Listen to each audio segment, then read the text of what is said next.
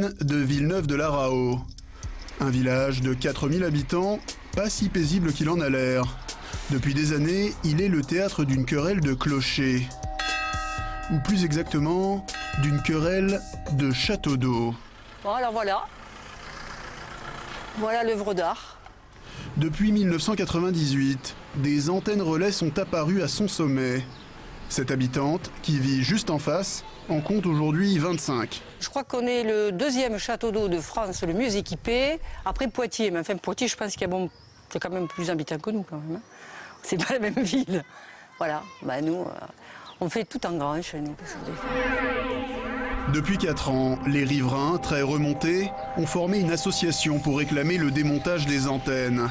Alors, lorsqu'on nous ouvre les portes du château d'eau, un petit groupe de curieux s'invite à nos côtés.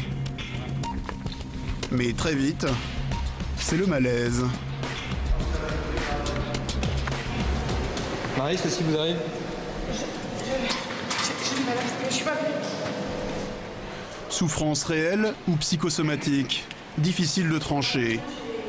Pour le reste du groupe, l'exploration du château d'eau continue. Vous voyez qu'il y a au moins 40 câbles au moins. Je ne les ai pas comptés, mais c'est impressionnant. Et au-dessus, là, vous avez l'eau. Il peut y avoir un court-circuit à tout moment. Et puis, s'il y a un court-circuit, les câbles brûleront et tout ça aura l'effet d'un incendie avec des gaz toxiques et tout ce qu'il en est pour polluer l'eau.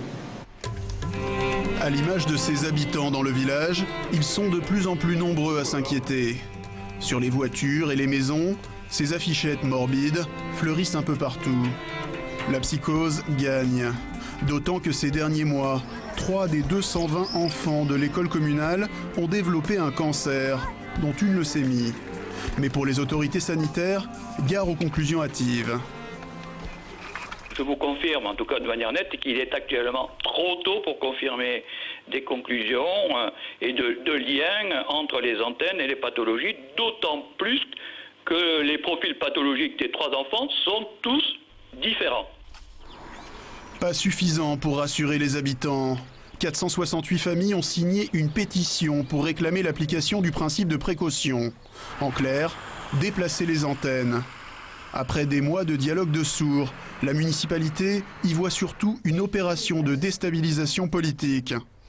Devant notre caméra, Madame le maire va faire une annonce. Mais moi, je ne peux pas être sourde et insensible à la crainte, même d'une partie de la population. Et on a convenu qu'il fallait prendre une décision pour amener la sérénité dans le village. Donc, nous allons dénoncer le contrat qui arrive à échéance avant le 22 août.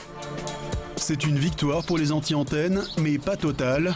Cette annonce ne concerne qu'un seul des 3 opérateurs présents sur le château.